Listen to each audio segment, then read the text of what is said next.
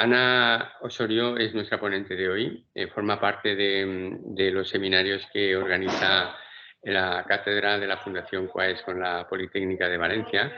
Y para mí, pues, bueno, para todos nosotros, pero sobre todo para mí, porque la conozco desde hace mucho tiempo, pues es una satisfacción tenerla aquí con nosotros, aunque sea en petit comité. Eh, Ana es una excelente investigadora, es genetista, es una excelente investigadora y además es una excelente compañera de trabajo que hemos estado juntos durante muchos años. No voy a hacer una introducción de su currículum porque no tenemos tiempo. Ha hecho muchas cosas, ha publicado mucho. Si vais a PubMed y clicáis en Ana Osorio, os van a salir multitud de trabajos con grupos españoles y con grupos internacionales. Ahora mismo ha estado trabajando en el CENIO muchos años, en el Centro Nacional de Investigaciones Oncológicas, y ahora está en la Fundación Jiménez Díaz, donde está dirigiendo el grupo de cáncer hereditario. Así que te dejo. Bueno, gracias, Javier. Bueno, buenos días a todos. Gracias por invitarme a dar esta charla. Gracias a Javier por la introducción. Como él ha dicho, ahora estoy trabajando en la Fundación Jiménez Díaz, pero he estado trabajando hasta hace un año en el Centro Nacional de Investigaciones Oncológicas y Javier ha sido mi jefe durante 20 años y casi todo el trabajo que he hecho en mi vida ha sido con él. O sea que todo lo que he publicado y lo que sé, pues es mucho gracias a él. Así que, bueno, voy a hablar en esta charla sobre el cáncer de mama hereditario. Voy a hacer una revisión así general sobre lo que se conoce de los genes implicados, lo que se conoce a día de hoy sobre los distintos genes de susceptibilidad implicados en el cáncer de mama hereditario. Y después, si me da tiempo, pues hablaré un poquito también de los proyectos de investigación que tenemos ahora mismo en marcha. Bueno, el cáncer de mama, como sabéis, es la neoplasia más común en mujeres en el mundo occidental y en un porcentaje muy alto de los casos el cáncer de mama ocurre de manera esporádica. Aquí pone entre un 90 y un 95, pero estos porcentajes, igual que todos los porcentajes que voy a mostrar a lo largo de la charla, son solo orientativos, porque, bueno, se habla de un 90-95, hay gente que habla de un 85, depende un poco de lo que consideremos que es cáncer de mama hereditario, ¿no? Porque hay gente que estrictamente solamente podríamos hablar de cáncer de mama hereditario cuando se ha identificado una alteración en un gen de susceptibilidad que se está heredando de generación en generación y eso sería cáncer de mama hereditario, pero en realidad son términos que se utilizan un poco indistintamente, cáncer de mama hereditario, cáncer de mama familiar. Son casos en los que hay, digamos, una sospecha de que ahí puede haber algo que se está heredando, que está causando una susceptibilidad. Entonces, estos porcentajes no los toméis al pie de la letra porque son orientativos. En general hablamos que entre un 5 y un 10% de los casos pueden ser de tipo hereditario. Y existen dos genes principales, que esto sí que sigue siendo así, los dos genes más importantes, que son los genes BRCA1 y BRCA2, que seguramente, bueno, son bastante conocidos. Se identificaron en los años 90 y son los dos genes de alto riesgo implicados en el síndrome de cáncer de mama y ovario hereditario.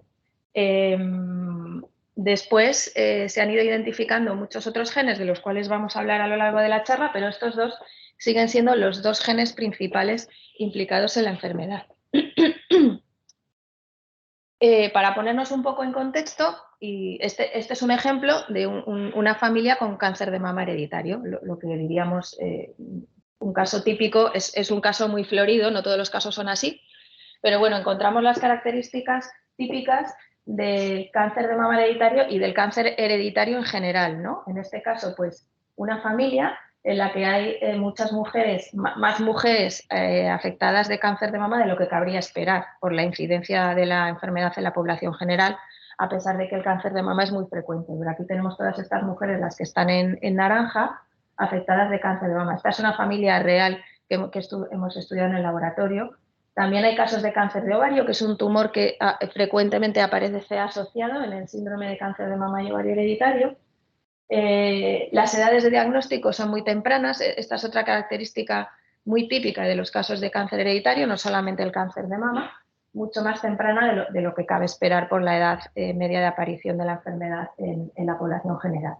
Entonces, bueno, aquí en este caso concreto sí que es una familia que tenía una mutación, una variante patogénica en el gen BRCA1. Entonces, lo que ocurre es que todas las mujeres que han heredado esa mutación, es una mutación que está en línea germinal, se transmite de generación en generación, y las mujeres que han heredado esa mutación tienen un riesgo muy alto a lo largo de la vida de desarrollar cáncer de mama o cáncer de ovario. No es un riesgo del 100%, luego hablaremos de eso también, pero es un riesgo lo suficientemente alto como para que, pues en esos casos se deba de tomar una serie de medidas preventivas o medidas profilácticas. Los genes BRCA1 y BRCA2 son dos genes que las funciones de las proteínas para las que codifican esos genes pues tienen distintas funciones, pero la función principal de estos dos genes es que están implicados en la reparación del ADN. O sea, cuando el ADN acumula daño, pues ese daño se tiene que reparar para que los genes, digamos, la secuencia de los genes vuelva a ser correcta, y BRCA1 y BRCA2 están implicados en ese proceso de reparación del ADN. Es por eso que cuando no funcionan bien, pues se acumulan otra serie de alteraciones genéticas en otros genes que son muy importantes, por ejemplo, para la proliferación celular, y eso hace que, pues, que se pueda llegar a adquirir una proliferación descontrolada de la célula, que es lo que da lugar a un tumor, ¿no? Entonces, es importante hablar de esta función porque, primero, porque muchos de los otros genes que se han identificado posteriormente ha sido gracias a conocer la función de BRCA1 y BRCA2, ya que se han analizado muchos otros genes que estaban también implicados en estas mismas vías de reparación como genes candidatos. Y también es importante porque a día de hoy el estudio de los genes BRCA1 y 2 no solamente se hace en casos con sospecha de cáncer hereditario, pues para identificar a aquellos individuos que están a riesgo, sino que también se hace con finalidad terapéutica. Porque bueno, hay una serie de tratamientos que en estos individuos que tienen una deficiencia en la reparación del DNA, por un lado, tienen una susceptibilidad incrementada a desarrollar cáncer, pero por otro lado, son más sensibles a ciertos tipos de tratamientos. Entonces, a día de hoy, el estudio de estos genes también tiene una finalidad terapéutica. Los riesgos asociados a estas variantes, en el caso de BRCA1 y 2, los podéis ver en esta gráfica. Este es el estudio más importante, es como el estudio de referencia a día de hoy en cuanto a los riesgos asociados a mutaciones en BRCA1 y 2. Se publicó en el año 2017 y es fruto de un consorcio internacional que después hablaré un poco más de él, que existe, en el que nosotros hemos participado, bueno, toda la vida, casi desde su inicio, y en el que, bueno, participan pues todos los grupos así más importantes a nivel internacional que están estudiando distintos aspectos del cáncer de mama hereditario, ¿no? Aquí me gustaría también resaltar que gracias a estos consorcios internacionales hemos podido avanzar y hemos podido sobre todo identificar muchos otros genes de los que voy a hablar después, porque se necesita acumular tal cantidad de pacientes. Esto tenéis que tener en cuenta que al fin y al cabo estos casos son casos raros, es un porcentaje pequeño de las pacientes con cáncer de mama que tienen mutaciones en estos genes. Entonces, para poder llegar a conclusiones fiables se necesita acumular un número muy alto, tipo miles y miles de pacientes, y esto solamente se puede conseguir gracias a estos consorcios internacionales en los que estamos participando, y esto ha supuesto un avance impresionante en todo el conocimiento que tenemos a día de hoy en cuanto a la genética del cáncer de mama. Bueno, entonces, el riesgo a lo largo de la vida para padecer cáncer de mama, tanto en portadoras de mutaciones en BRCA1 como en BRCA2, es aproximadamente del 70%, luego es muy alto, no es el 100%, pero es muy alto. También tienen un riesgo elevado a desarrollar cáncer de ovario, que es aproximadamente del 40% a lo largo de la vida en el caso de BRCA1 y el 20% en el caso de BRCA2. Se ha publicado, existen también riesgos para otros tipos de tumores, que ya se sabía desde siempre, que por ejemplo en el caso de BRCA2 también hay un riesgo incrementado a padecer cáncer de mama en varón, pero bueno, estos riesgos no estaban tan bien estimados porque como son casos todavía más raros, varones con cáncer de mama que además tengan una mutación en uno de estos genes son casos muy, muy raros, pues hasta hace pocos años, el año pasado, el anterior, no se han empezado a publicar las estimaciones de estos otros riesgos para estos otros tipos de tumor. Estos son los datos más recientes de este estudio del año pasado, en el que se confirma que en el caso de BRCA1 hay un riesgo incrementado a padecer cáncer de páncreas también, igual que en el caso de BRCA2. En el caso de BRCA2 hay un riesgo bastante elevado también para cáncer de próstata. En ambos casos hay un riesgo elevado, bueno, elevado no, incrementado, para desarrollar cáncer de estómago y, por supuesto, BRCA2 para cáncer de mama en varón. Y también parece que hay un pequeño incremento en el riesgo a padecer cáncer de mama en varón en portadores de mutaciones en BRCA1, que esto es algo que hasta ahora no estaba claro ni estaba demostrado. Muchísimo más alto en el caso de BRCA2, pero también parece que BRCA1 confiere cierto riesgo.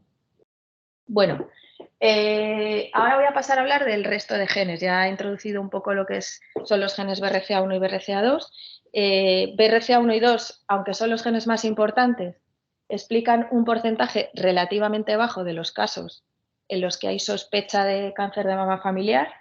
Luego lo veremos en una gráfica, pero no más del 20% de los casos con sospecha se explican por mutaciones en los genes BRCA1 y 2. Por lo tanto, desde hace mucho tiempo pues, se sabía que tenía que haber otros genes de susceptibilidad, que al principio se pensó que serían parecidos a BRCA1 y 2, genes de alto riesgo, pero que a día de hoy se sabe que no es así. Se fue cambiando un poco la idea de encontrar un tercer gen de susceptibilidad y se fue pasando un poco a la idea del modelo poligénico, que es lo que tenemos representado en esta diapositiva, ¿no? La idea del modelo poligénico es que si tenemos, este sería un modelo monogénico, que sería el correspondiente a BRCA1 y 2, es decir, es un gen de alto riesgo. Los individuos que han heredado la variante normalmente desarrollan el tumor. Aunque ya he dicho que no es del 100% el riesgo, pero bueno, para entendernos, ¿no? Esa sería la idea. Si está la variante, aparece el tumor. En el modelo poligénico estamos hablando de variantes que confieren un riesgo más bajo, lo que llamamos variantes de bajo o moderado riesgo, con lo cual con que se porte una sola de estas variantes no es suficiente como para que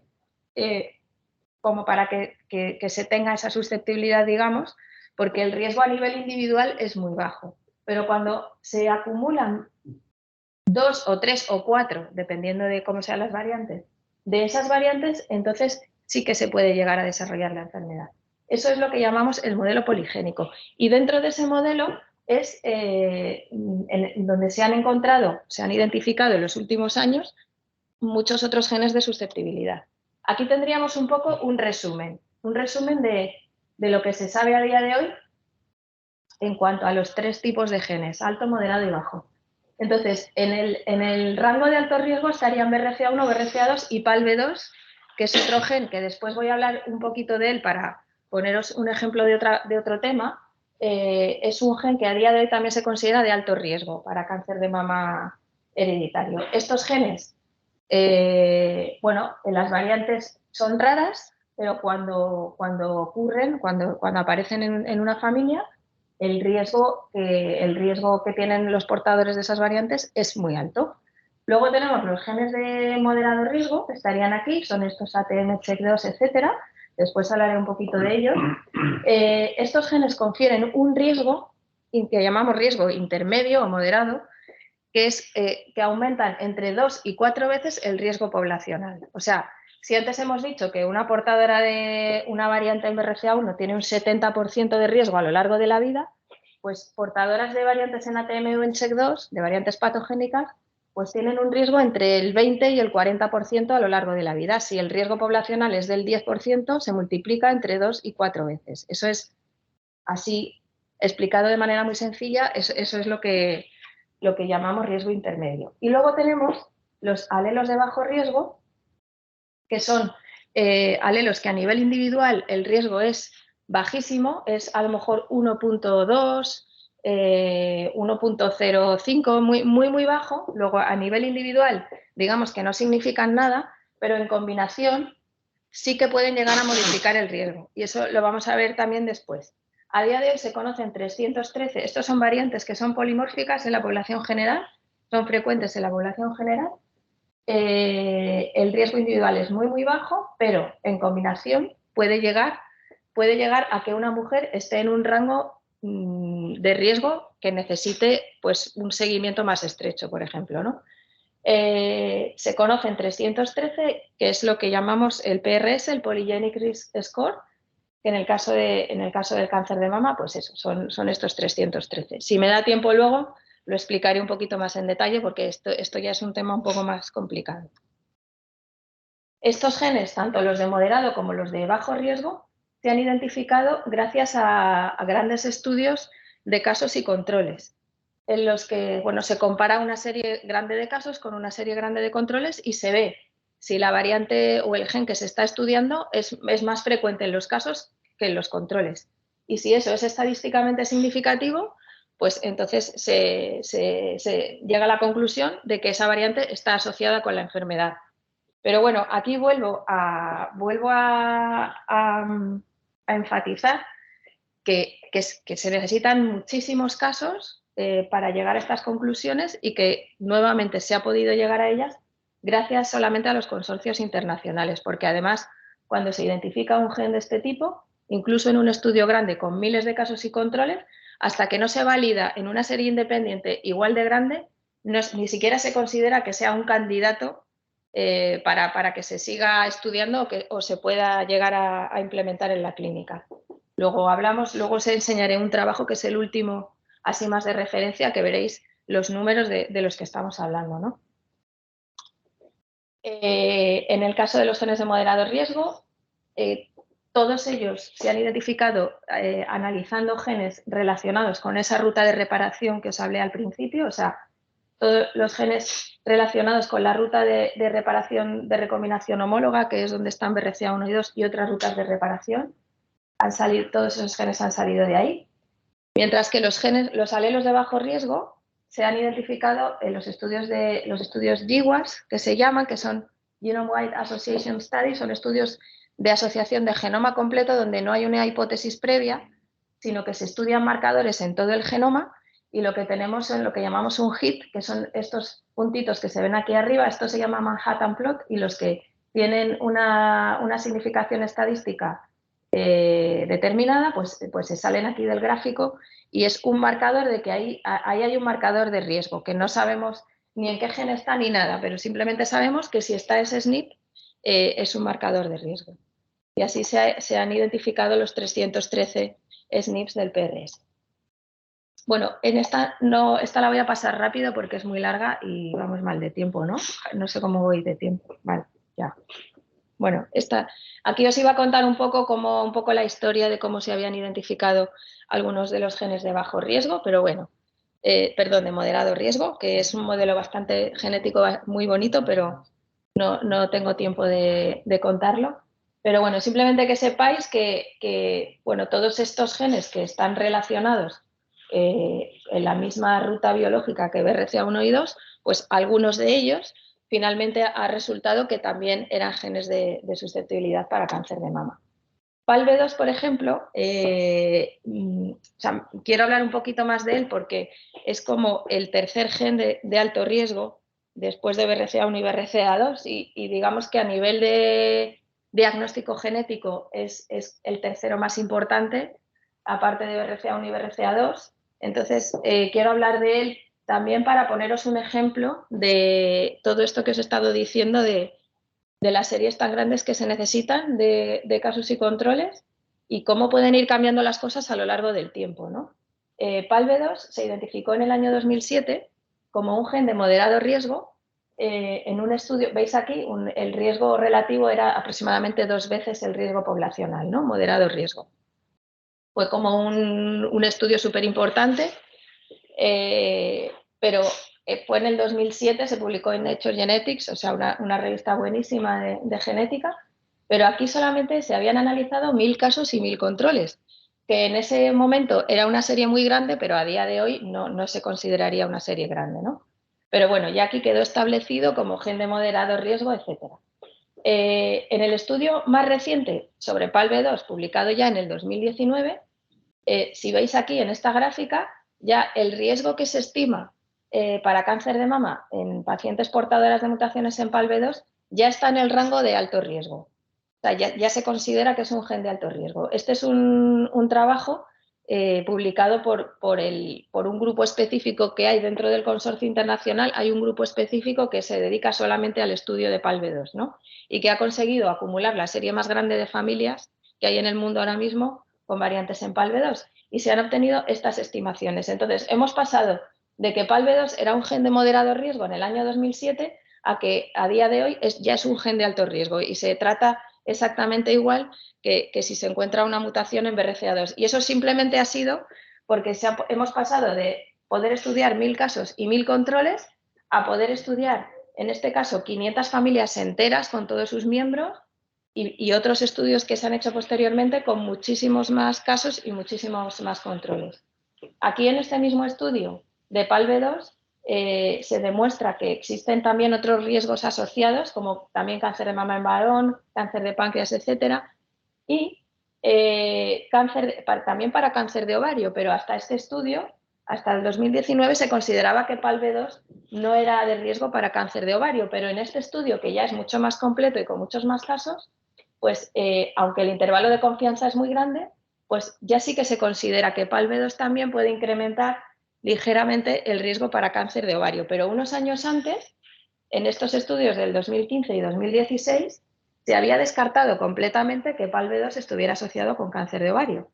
En estos estudios que también eran grandes, eran series grandes de cáncer de ovario y controles, y eran también de estos consorcios. Entonces, bueno, van cambiando las cosas porque se necesitan muchísimos casos y las estimaciones, como son variantes tan raras, pues las estimaciones son imprecisas y van cambiando las cosas a lo largo del tiempo, ¿no?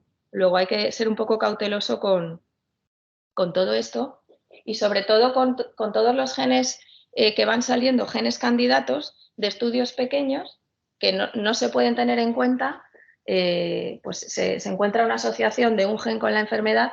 Eso no puede ser válido hasta que no se haya validado en series enormes, que haya sido validado por los consorcios internacionales, etcétera, ¿no? Estos son los consorcios de los que os he estado hablando. Existen dos, el consorcio BICAC, que bueno, Javier ha participado en este consorcio pues desde que se creó. Nosotros hemos participado en todos estos estudios que os estoy contando. El consorcio BICAC fue el primero que empezó a desarrollar y a publicar los primeros GWAS en el año 2017. No, en el 2007, ¿no? En el 2007, el primero. Los primeros estudios de asociación de genoma completo. Se centra más en el estudio del cáncer de mama esporádico.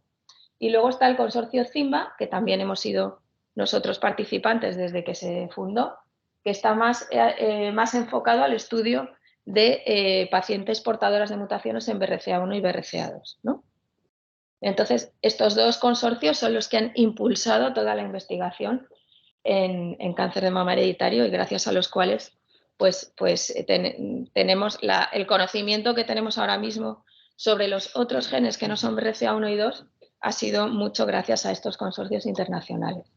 Este es un proyecto en el que bueno, Javier ha participado, el CENIO, el grupo de genética humana y el centro de genotipado participó mucho en este proyecto. Es un proyecto que duró 5 años, ahora está desde el 2015 hasta el 2020, ahora está en la segunda fase y ha sido un estudio muy importante.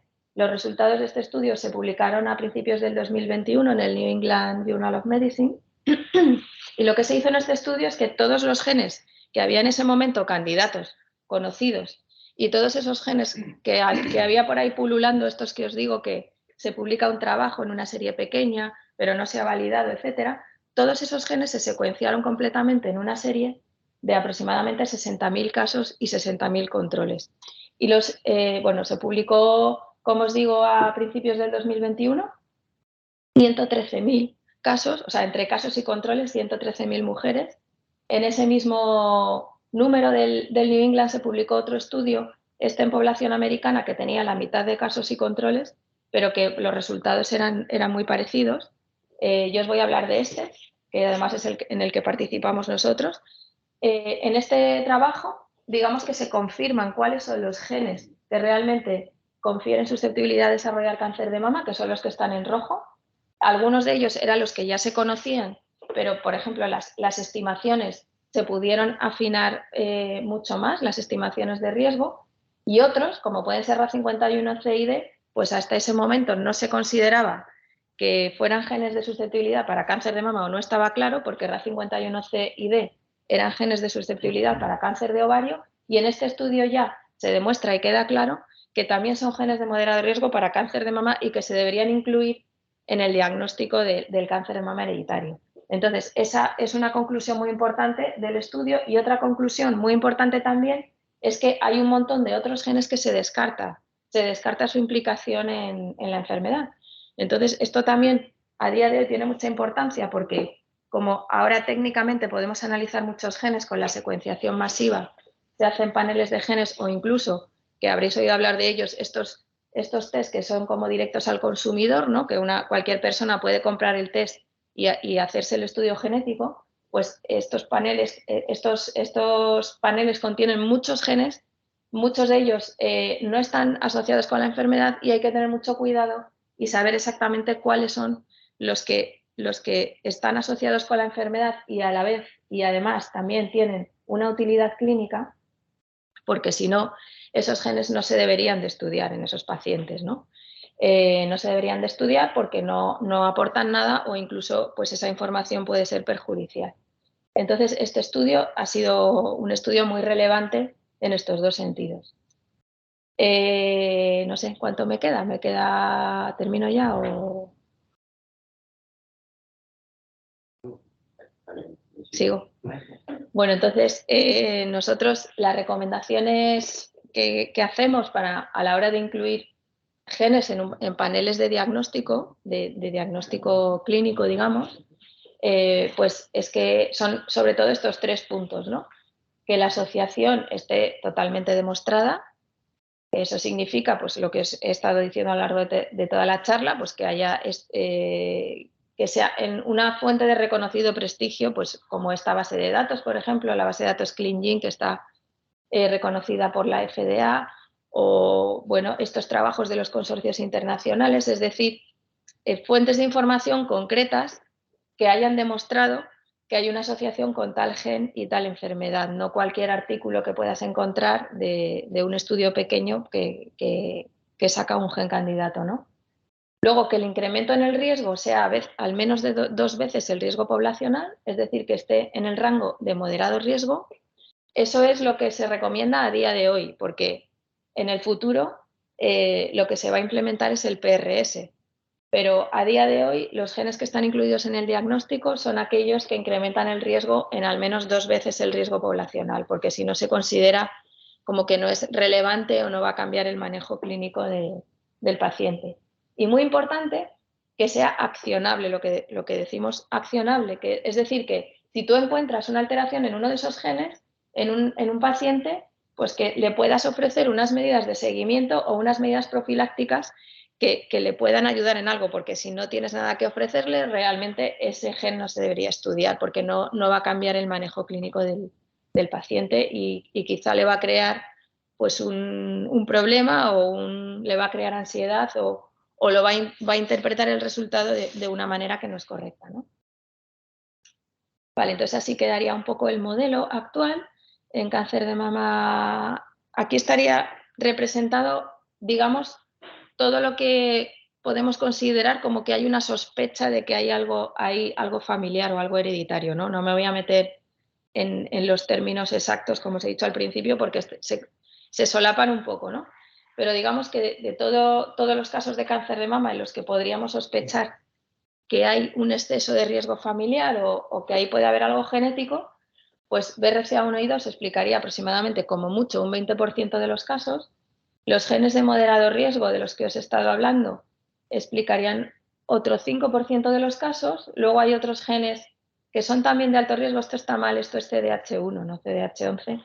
Son otros genes de alto riesgo que están implicados en otros síndromes de cáncer hereditario, pero que no son específicos de cáncer de mama y ovario hereditario, pero sí están en otros síndromes en los que también aparece el cáncer de mama. Luego se piensa que hasta un 40% de los casos en los que hay agregación familiar se podrían explicar por el PRS, por esta combinación de 313 SNPs, y todavía quedaría un 50% o un poco menos de los casos en los que no tenemos ni idea de cuál podría ser la causa de la susceptibilidad. Y nosotros, por ejemplo, estamos trabajando mucho en estos casos, tratando de identificar nuevos genes de susceptibilidad. Lo del PRS lo voy a pasar rápido, yo creo, porque es bastante complicado, un poco más complicado de entender y ya no me queda mucho tiempo. Pero bueno, el PRS, que son estos 313 SNPs, digamos que así explicado de forma sencilla sería como la base genética de susceptibilidad que hay en la población general, ¿no? En lo que llamamos cáncer de mama esporádico. Dentro del cáncer de mama esporádico, pues hay mujeres en la población general que tienen más o menos riesgo de desarrollar la enfermedad en base a este PRS, a esta combinación de 313 SNP, que lo podéis ver aquí representado aquí en estos percentiles, ¿no? Digamos que la mayor parte de las mujeres tendrían el riesgo medio poblacional, que es del 10%, pero en base a este PRS, a estos 313, hay un pequeño porcentaje de las mujeres que están en el percentil del 1% que tienen la combinación de los 313, que es de más riesgo. Esas mujeres pueden tener un riesgo, como veis aquí, a lo largo de la vida del 30% de desarrollar cáncer de mama. Y eso puede ser equivalente a tener una mutación en uno de los genes de moderado riesgo que antes os he dicho, ATM, CHEK2, etc. Y al revés, hay mujeres que están en el percentil de aquí abajo, que también será del 1%, que tienen la combinación de menos riesgo, porque también en esos 313 también hay SNPs que tienen efecto protector, y esas mujeres tienen un riesgo mucho menor que el riesgo medio de la población general y a lo mejor no necesitan, pues por ejemplo, los programas de screening mamográfico, pues no necesitarían tener mamografías cada año o necesitarían un seguimiento menor que la población general. Entonces, esto es un poco el futuro, es lo que se quiere implementar para poder estratificar a las mujeres de la población general y ofrecerles un seguimiento mucho más adecuado a su nivel de riesgo, ¿no? No se está haciendo todavía en la práctica clínica, pero sí que hay ya muchos estudios piloto, muchos estudios que están en marcha y va a ser algo que a corto plazo se va a implementar también el PRS dentro de los estudios genéticos que se hacen en cáncer de mama. Vale, bueno, aquí había puesto un trabajo que se hizo aquí en Población Española hace unos años, que lo dirigió Javier, también evaluando el valor que tiene este PRS para estratificar el riesgo en la población general.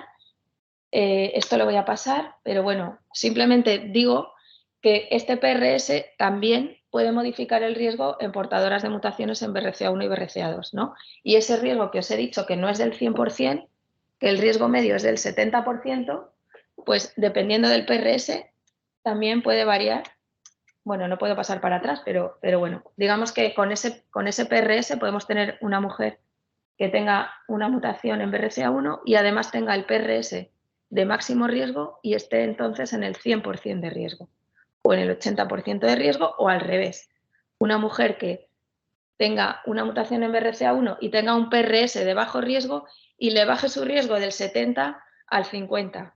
Sigue siendo un riesgo considerable, pero se puede modificar.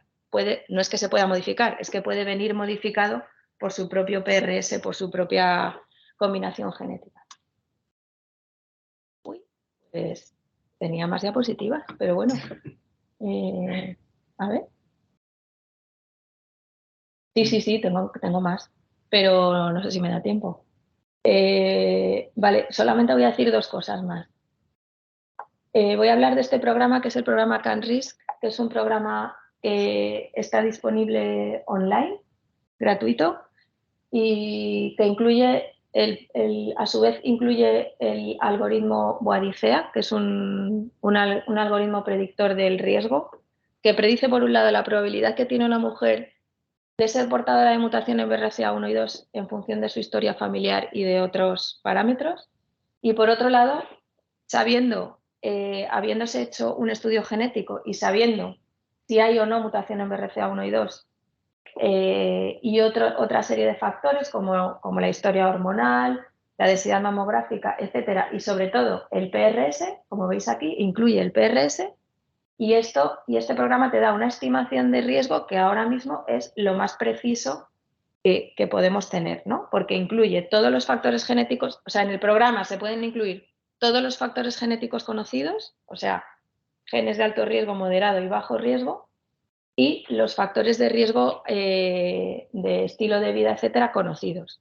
Y eso nos va a dar una estimación del riesgo lo más precisa posible. Y en esto es en lo que se está trabajando, en incorporar el PRS y en incorporar todos estos factores para hacer una estimación del riesgo exacto que tiene cada mujer a desarrollar cáncer de mama.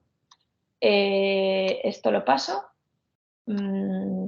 Y bueno, y solamente decir que todo esto que os he contado, aparte de gracias, o sea, ha sido posible gracias a los consorcios internacionales y ha sido posible gracias a la introducción de la secuenciación masiva, que permite analizar, realizar estos estudios tan grandes en miles de casos y miles de controles, secuenciar todos estos genes en esas series tan grandes, solamente ha sido posible gracias a las técnicas de secuenciación masiva. Lo que podemos hacer ahora mismo en el diagnóstico rutinario, cuando tenemos casos de cáncer hereditario en los que analizamos un panel de genes, por ejemplo, en el caso de cáncer de mama, antes analizábamos solo BRCA1 y 2, ahora analizamos entre 10 y 12 genes. Eso solamente es posible gracias a la secuenciación masiva, antes no era posible. Entonces ha sido una revolución en los estudios genéticos, la introducción de la secuenciación masiva. Y bueno, ya para terminar, solamente hablaros un minuto del proyecto de investigación en el que más estamos trabajando ahora, que es la búsqueda de nuevos genes de susceptibilidad. Nosotros, en este porcentaje de las familias en las que no hay causa genética conocida y vemos un claro patrón, no digo hereditario, pero sí que sabes que ahí tiene que haber algo, que ahí tiene que haber algún factor genético, hemos analizado series candidatos. Tenemos un estudio que parte de hace 10 años en el que secuenciamos una serie de familias muy seleccionadas y de ahí hemos obtenido una serie de genes candidatos, por ejemplo este RECUL5, que publicamos en el año 2019 como un nuevo gen candidato de susceptibilidad, que como os he dicho, esto realmente no significa mucho, o sea, es solamente un estudio de investigación, pero de aquí a que se pueda incorporar este gen al diagnóstico, pues tiene que pasar un proceso mucho más largo. Lo publicamos en el 2019, ahora lo acabamos de validar en una serie más grande, en una serie independiente.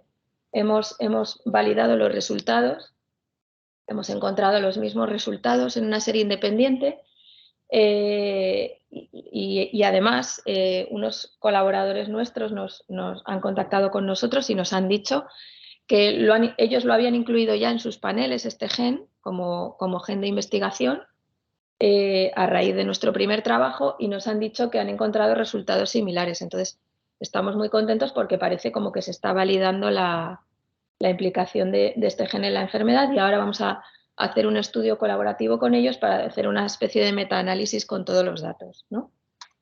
Bueno, y aparte de esto, tenemos a muchos otros genes candidatos que están ahora mismo en fase de estudio que estamos intentando validar. Y esto es un poco el proyecto de investigación más importante que tenemos. Este sería el resumen de lo que os he contado, ¿no? Que existen 3 tipos de genes de susceptibilidad, de alto, moderado y bajo riesgo, que Gracias a la secuenciación masiva es posible el análisis de paneles y la reducción de coste y tiempo en el diagnóstico, que es muy importante que los genes a estudio tengan utilidad clínica, que aún así, con todo lo que se sabe a día de hoy, todavía un 50% de los casos la causa genética es desconocida y que el objetivo es establecer un score de riesgo individual, que es lo que os conté con ese programa, el CanRisk, teniendo en cuenta todos los distintos tipos de alelos de riesgo y los factores ambientales. Y bueno, y para finalizar, dar las gracias al Servicio de Genética de la Fundación, que es donde trabajo actualmente, pero sobre todo al Grupo de Genética Humana del CENIO, dirigido por Javier, donde he estado trabajando 20 años aproximadamente.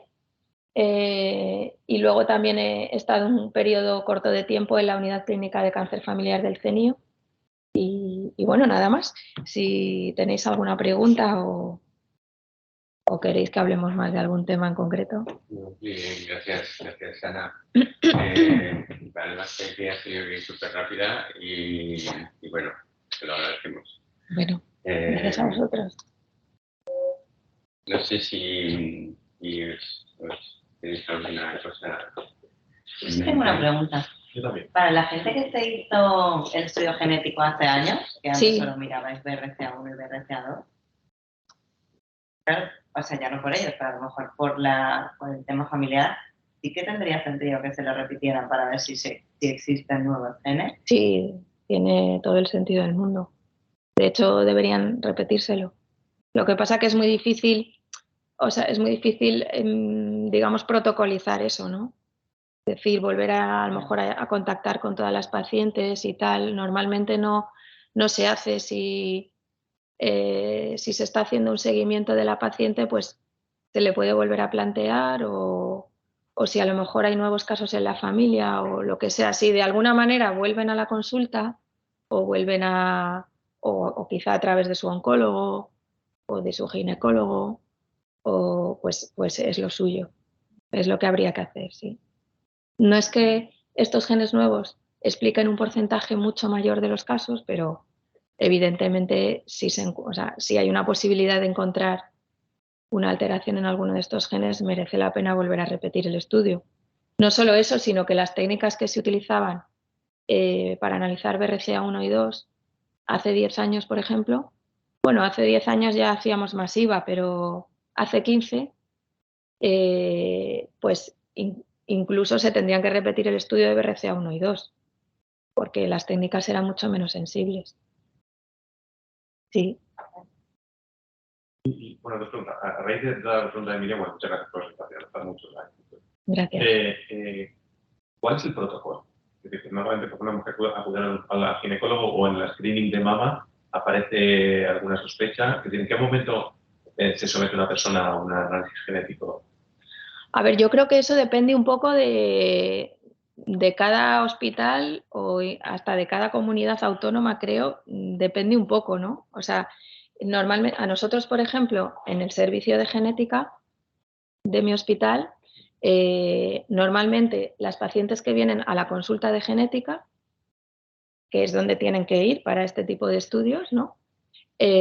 Son pacientes que vienen remitidas, por ejemplo, del servicio de oncología, pues porque los oncólogos, el oncólogo, pues al hacer la evaluación de los antecedentes personales y familiares, pues considera que hay una sospecha y nos lo manda al servicio de genética.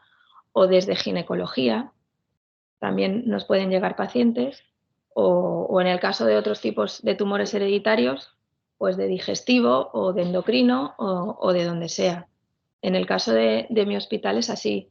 Por ejemplo, en el CENIO, nosotros en el CENIO tenemos una consulta de cáncer familiar también que está en el hospital de Fuenlabrada, y allí la mayoría de los casos que llegan a la consulta vienen también del servicio de oncología del hospital.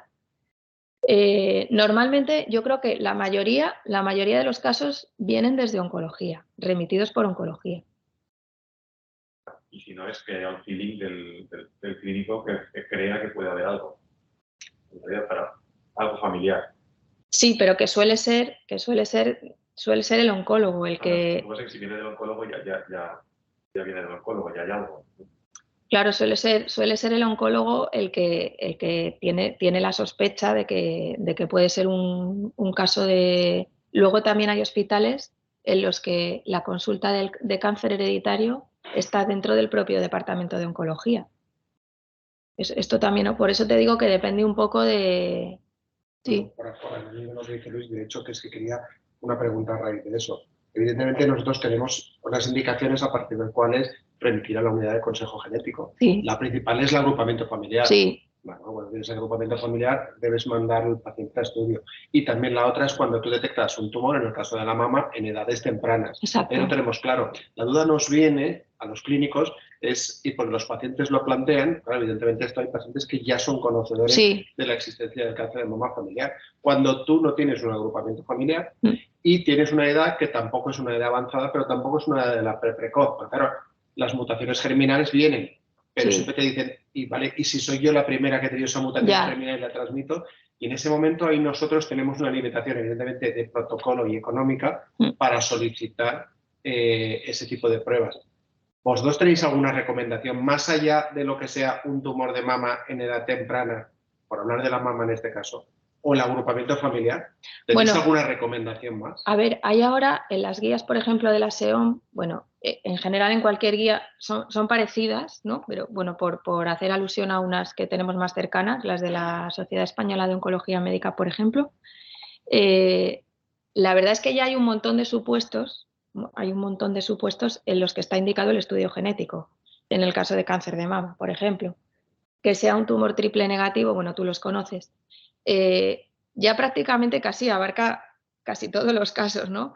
Que sea un tumor triple negativo, aunque sea un caso único menor de 60 años, por supuesto la agrupación familiar, la edad de aparición, que sea un caso bilateral, que haya un varón en la familia afectado de cáncer de mama, todos los casos de cáncer de ovario, prácticamente todos los casos de cáncer de ovario ya son candidatos a estudio por el tema del olaparib. Yo creo que en esas recomendaciones, o sea, en las que están recogidas en las guías de la SEOM, creo que se recogen todos los supuestos en los que estaría indicado hacer el estudio familiar. Fuera de esos, las probabilidades de encontrar una mutación son bajísimas. Siempre se puede encontrar una mutación, porque efectivamente también depende mucho de la estructura de la familia. O sea, si es una familia en la que no hay prácticamente mujeres, pues a lo mejor, aunque no sea ni joven, ni diagnóstico joven ni nada, si no hay mujeres, a lo mejor eso ya también es criterio para hacer el estudio. Pero yo creo que a día de hoy... Que a eso me refería, porque evidentemente están los criterios de agrupamiento familiar y los criterios del propio tumor, Sí. características del tumor, Sí. que se presenten a la temprana, que tengan Sí. características, Sí. pero claro, siempre nos queda ahí A ver, lo que pasa... Porque sabemos que hay tumores que no responden correctamente al tratamiento, porque claro, este tipo de genes ya no solo es una cuestión de probabilidad de tener cáncer, sino que además confieren ante un mismo estadio de enfermedad un pronóstico más sombrío. Sí. Entonces, por eso nosotros sí que nos interesa conocerlo. A ver, es que ese es un tema un poco para mí controvertido, ¿no? Lo de, bueno, incluso se ha llegado a plantear si todas las mujeres de la población se tendrían que hacer el estudio ¿no? En Estados Unidos. Bueno, eso es una cosa que quería preguntarte. ¿Qué opinas de eso? Claro, pues iba a llegar ahí, digo, porque la siguiente pregunta que iba a hacer es, hay países donde se está planteando... A ver, yo no lo tengo claro, no tengo mi opinión. Se ha reducido el coste tremendamente. Ya, lo que pasa que, a ver, lo que pasa que se ha reducido el coste técnico tremendamente, pero cualquier estudio que hagas de ese tipo tiene que ir acompañado de un consejo genético, ¿no? Y yo pienso que es inabordable dar consejo genético si se hace un screening en la población general, ¿no? Y es muy importante porque los resultados, un resultado de un estudio genético puede crear mucha confusión a una persona, ¿no? Si tú haces un estudio genético a una persona que no cumple criterios de ningún tipo, le tienes que explicar muchas cosas, porque, por ejemplo, yo muchas veces en los informes, tú pones cuando haces el informe del estudio genético, tú siempre tienes que poner, ¿no? Para cubrirte las espaldas, que este resultado, bueno, tú lo sabes, Javier, este resultado no implica que no pueda existir otro gen de susceptibilidad. Este resultado no descarta que pueda ser un caso familiar. Pero si te vienen casos que no cumplen criterios, a mí a veces me da cosa escribir ese párrafo, porque en realidad le estás como insinuando a una persona que no cumple criterios de ningún tipo y que se lo has hecho por hacérselo, y ahí le estás como insinuando, ¿no? Pueden existir otros genes, cuando tú sabes que en ese caso no va a haber nada, ¿no? Entonces, no sé, a mí, a ver, yo no lo tengo claro, pero yo no, en general no estoy muy de acuerdo con hacer los estudios si no hay una indicación. Eso lleva también a otro tema, es qué hacer con portadores de mutaciones de moderada susceptibilidad. Bueno, ese es otro tema que es complicado también, pero yo creo que ahí la respuesta va a estar en cuando seamos capaces de analizar todos los factores juntos. O sea, el PRS, porque ahora mismo tú encuentras una variante en un gen de moderado riesgo, por ejemplo, CHEK2 o ATM, y le dices a la mujer que tiene un riesgo 2 veces el riesgo poblacional, ¿no? Y eso realmente es un poco lo mismo que si hubieras hecho el manejo de esa mujer en función de su historia familiar, ¿no? Y por otro lado, es que a las mujeres de esa familia que no son portadoras de la mutación, tampoco les puedes decir que no tengan riesgo, porque tú sabes que esa variante no es a lo mejor la que está explicando el riesgo de toda la familia. Entonces, tienes que tener muy en cuenta la historia familiar para hacer el asesoramiento.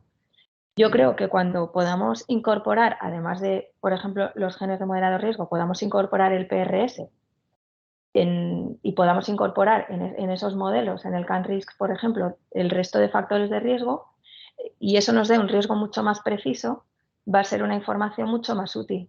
Pero sin eso, es verdad que es un tema también difícil de manejar. Y al final hay que basarse mucho en la historia familiar, con lo cual no es como en BRCA1 o BRCA2. Tú tienes la mutación e independientemente de la historia familiar, sabes que esa mujer tiene un riesgo muy alto y sabes que las mujeres de la familia que no tienen la mutación no tienen riesgo. Pero con los genes de moderado riesgo, como tú dices, no es así. Y yo pienso que la solución a eso es poder incorporar todo el resto de factores en el modelo. Una pregunta más. Claro, estás hablando de pacientes que todavía no tienen un diagnóstico conocido de cáncer. La importancia a día de hoy también de los genes, y lo has comentado, de las mutaciones, es la aplicación clínica de la detección de una mutación. Sí. ¿De acuerdo? Porque, hemos dicho, tiene peor pronóstico, pero a día de hoy ya hay fármacos que pueden atacar, los inhibidores del PARP, que pueden atacar ese tipo de pacientes. Mi pregunta va porque, evidentemente, cuando tienes esa mutación conocida, por eso hablaba de si a todas las mujeres con cáncer de mama habría que pedirles o ampliar un poco los márgenes. Porque sabemos que cuando tenemos una mutación conocida, los inhibidores del PARP pueden ser efectivos, pero en pacientes que no tienen una mutación conocida y hacen recidivas, pues también se plantea en segunda línea o tercera línea la adición de inhibidores del PARP y se están viendo respuestas. ¿Cómo se justifica? Bueno, yo sé que, por ejemplo, en el caso del cáncer de ovario, eso se puede justificar porque independientemente de que haya mutación germinal o somática en BRCA1 o BRCA2, pues un porcentaje muy alto de los tumores de ovario epiteliales tienen un defecto en la recombinación homóloga. De hecho, ahora lo que está más indicado en los tumores de ovario es hacer primero el estudio en el tumor y no hacer solamente el estudio de BRCA1 y 2, sino ver el score de deficiencia en recombinación homóloga. Entonces, esos tumores pueden responder al tratamiento porque tienen una deficiencia en ese mecanismo de reparación del ADN, aunque no tengan mutación en BRCA1 y BRCA2. Entonces, y de hecho creo, no estoy segura de este dato, pero me parece que en Estados Unidos ya se da el olaparib independientemente del estatus. En primera línea, pero en segunda línea sí.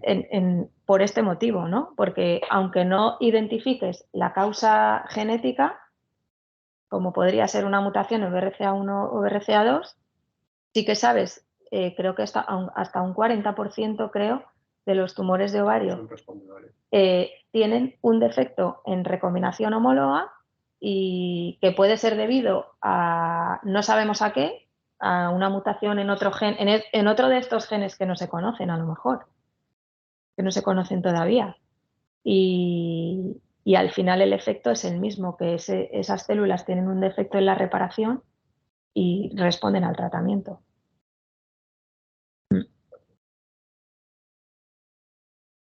Muy bien. Sí. Bueno, no sé, no sabemos si puedes preguntar. Sí. Dime. Si tú haces, pero no, estoy pensando en pacientes que no se les ha detectado un cáncer. Sí. Entonces tú detectas que, pues incluyendo varios factores, te detecta que esa persona tiene un cáncer. Sí. ¿Qué se hace? ¿Evitar factores de riesgo? Ya está. ¿A nivel ambiental o algo? A ver, depende del tipo de alteración que encuentres. Si encuentras una variante en un gen de alto riesgo, como BRCA1 y BRCA2, hay dos opciones. O bien hacer un seguimiento muy estrecho, bueno, aquí a lo mejor nos puede dar más información el oncólogo, pero normalmente o bien se les hace un seguimiento muy estrecho para detectar el tumor, que sabes que hay muchas probabilidades de que aparezca en un estadio muy temprano, o bien se hace una cirugía profiláctica. Se quitan las mamas y los ovarios, o se quitan los ovarios solamente, porque se cree que cuando se quitan los ovarios también se reduce el riesgo de cáncer de mama. Eso para los genes de alto riesgo. Para los de moderado riesgo, por ejemplo, no está tan claro el tema de la cirugía. De entrada no se recomienda la cirugía, a no ser que tengas una historia familiar. Por eso digo que es muy importante el tema de la historia familiar para el manejo de las pacientes de moderado riesgo. Sí se hace un screening más, se intensifica el screening, pero de entrada no se recomienda la cirugía, a no ser que haya una historia familiar muy florida, que te esté diciendo que a lo mejor no esa variante, pero sí puede haber otras en combinación o el PRS, que te está dando un riesgo más alto. Pero bueno, quizás tú puedas aportar algunas. Hace 10, 15, 20 años, los pacientes lo que se les ofrecía más era la cirugía profiláctica. Sí, justo, es el caso de Angelina. Exacto. A día de hoy, lo que se hace más en la unidad de consejos genéticos, lo que suele hacerse a nivel de oncología, es plantear los riesgos y también plantear las decisiones al paciente, es decir, que hacer participar al paciente de las decisiones, teniendo en cuenta diferentes factores, por ejemplo, quitar los ovarios a una mujer de 25 años con un riesgo, pero que quisiera tener descendencia, y pues no tiene la misma trascendencia que quitárselos a una mujer de 45 años que no quiere tener, o que ya ha tenido la descendencia. Entonces se hace ese tipo de asesoramiento. Y a día de hoy, con la mejora de las pruebas de imagen para el diagnóstico precoz de las enfermedades, pues parece que la tendencia es no tanto hacer la cirugía profiláctica, sino a hacer un diagnóstico precoz de esa enfermedad. Y luego hay que tener en cuenta que la mama sí que se ha planteado, la mama del ovario sí que se ha planteado, pero ella lo ha hecho muy bien. A día de hoy también la próstata también aumenta el riesgo. Y ahí sí que, por ejemplo, una prostatectomía profiláctica no ha demostrado ningún beneficio. O sea, y ahí la duda se genera hasta qué punto la cirugía profiláctica puede evitar, porque reduce. En una mastectomía profiláctica suele quedar hasta un 5 o 10% de tejido mamario residual. Y se han visto casos de cáncer en ese tejido mamario donde tú te has quedado tranquilo pensando que habiendo quitado la mama no vas a volver a tener, no vas a tener nunca un cáncer de mama. Y no es verdad. Y yo creo que al final se tiene que evaluar caso a caso, ¿no? Exacto. Paciente o Contando paciente. con la opinión del paciente y las circunstancias. Son muchos los factores que pueden intervenir. Luego, por ejemplo, no es lo mismo BRCA1 que BRCA2. BRCA1 incrementa más el riesgo de cáncer de ovario. No es lo mismo, depende mucho de la edad de diagnóstico de la paciente también. En el caso de, por ejemplo, pacientes que han tenido un cáncer de mama, pero te planteas si hacer una mastectomía bilateral, o sea, una mastectomía total, ¿no? Porque tengan una mutación. Depende mucho de la edad a la que se ha tenido ese tumor, en caso de pacientes ya diagnosticadas, del pronóstico del tumor. Hay muchos factores que intervienen para tomar esa decisión y, por supuesto, los factores psicológicos o la repercusión que puede tener psicológicamente, pues quitarte las mamas o quitarte los ovarios, ¿no? Muy bien, pues muchas gracias. Muchas gracias. Gracias.